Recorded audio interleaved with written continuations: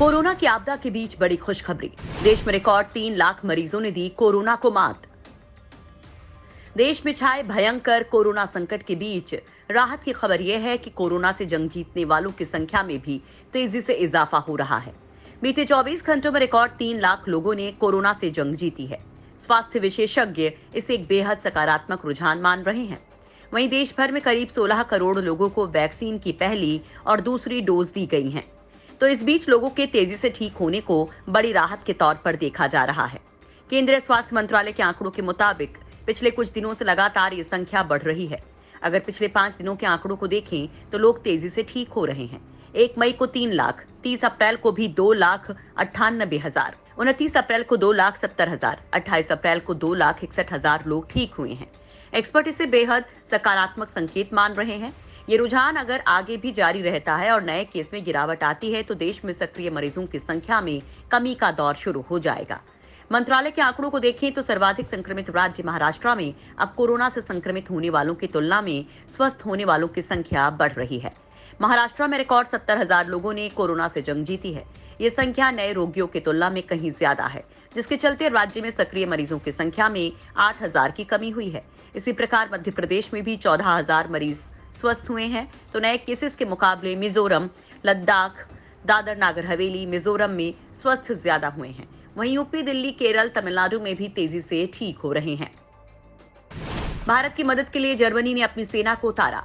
Oxygen plant लगा बचाएंगे मरीजों की जिंदगी। भारत में कोरोना वायरस से मचे हाहाकार को देखते हुए जर्मनी ने मदद के लिए अपनी सेना को उतार दिया है। जर्मनी की चांसलर एंजेला मर्केल ने पिछले सप्ताह एक बयान जारी कर भारत के लोगों के साथ एकजुटता व्यक्त की थी, जिसके बाद अब वहां की सेना भारत की मदद के लिए उतर चुकी है। ऑक्सीजन की बढ़ती डिमांड को देखते हुए जर्मनी ऑक्सीजन प्लांट भारत भेज रहा है। जर्मनी एयरफोर्स की एयरबस 120 वेंटिलेटर का एक बैच दिल्ली पहुंच चुकी है। अगले हफ्ते जर्मनी से 13 टेक्निकल टीम भी एक mobile oxygen production and filling plant को लेकर आएगी। ये भारत में इसके लिए ट्रेनिंग प्रोग्राम शुरू करेगी। जनरल कर्नल डॉक्टर थोरस्टेन वेबर ने कहा कि ऑक्सीजन उत्पादन संयंत्र भारत में भेजा जा रहा है और जब तक इसकी आवश्यकता होगी तब तक ये देश में रहेगा। कर्नल वेबर, जो कि जर्मन वायुसेना के प्रवक्ता हैं, और वो उपकरणों के साथ भारत के लिए उड़ान भी भरेंगे। कर्नल वेबर ने कहा कि ऑक्सीजन प्लांट को तैयार करने में भारतीय टेक्नीशियंस को ऑक्सीजन उत्पादन संयंत्र स्थापित करने में मदद करने के लिए तकनीकी टीम भी भारत आएगी। प्लांट लगने के बाद टीम जर्मनी लौट जाएगी। इस बीच भारत की वायुसेना ने सिंगापुर से 4 क्रायोजेनिक ऑक्सीजन कंटेनर एयरलिफ्ट किए हैं। इसके साथ ही एयरफोर्स ने शुक्रवार को नागालैंड के दीमापुर में ऑक्सीजन प्लांट के लिए जरूरी उपकरण भेजे हैं। सोनू सूद के ट्वीट पर चीन हुआ एक्टिवेट। बॉलीवुड एक्टर सोनू सूद ने ट्वीट करके चीन पर यह आरोप लगाया था कि कुछ ऑक्सीजन कंसंट्रेटर मशीनों को भारत लाया जाना है, लेकिन चीन इसमें अड़ंगा डाल रहा है। सोनू का ये ट्वीट सोशल मीडिया पर जमकर वायरल हुआ था और लोगों ने इस हरकत के लिए चीन की जमकर निंदा की थी। इस घटना के बाद अब चीनी दूत सुन वेईडोंग ने इस बारे में अपनी प्रतिक्रिया दी है। सुन वेईडोंग ने सोनू सूद के ट्वीट का जवाब कई ट्वीट करके दिया। उन्होंने लिखा, आपके ट्विटर हैंडल की जानकारी नोट कर ली है मिस्टर सूद। कोविड-19 से भारत की लड़ाई में चीन अपनी पूरी मदद करेगा। मेरी जानकारी के मुताबिक चीन से भारत की ओर होने वाली मालवाहक गतिविधियां सामान्य रूप से चल रही हैं। पिछले 2 हफ्ते में 61 मालवाहक फ्लाइट्स चीन से भारत आई हैं। अपने अगले ट्वीट में सुन वेईडोंग ने लिखा कि चीन के शहरों से भारत के लिए मेडिकल सप्लाई में हमने कस्टम क्लियरेंस और ट्रांसपोर्टेशन में सुविधा उपलब्ध करवाई है। मैं इस बात की तसल्ली करूंगा कि भारत के लिए ये एक्सपोर्ट सहजता से चलता रहे।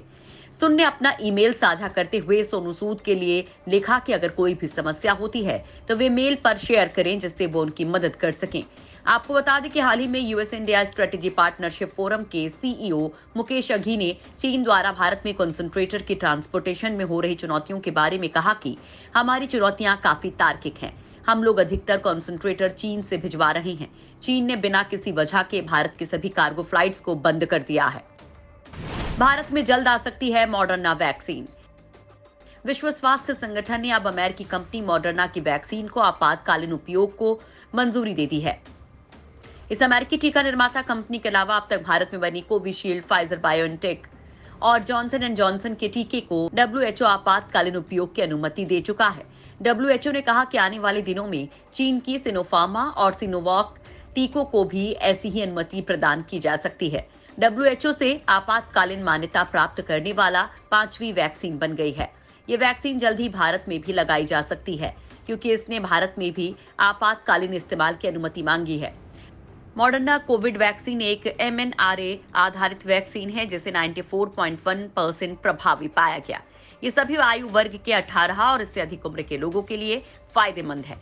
आपको बता दें कि भारत में रूस की स्पुतनिक वैक्सीन आ चुकी है।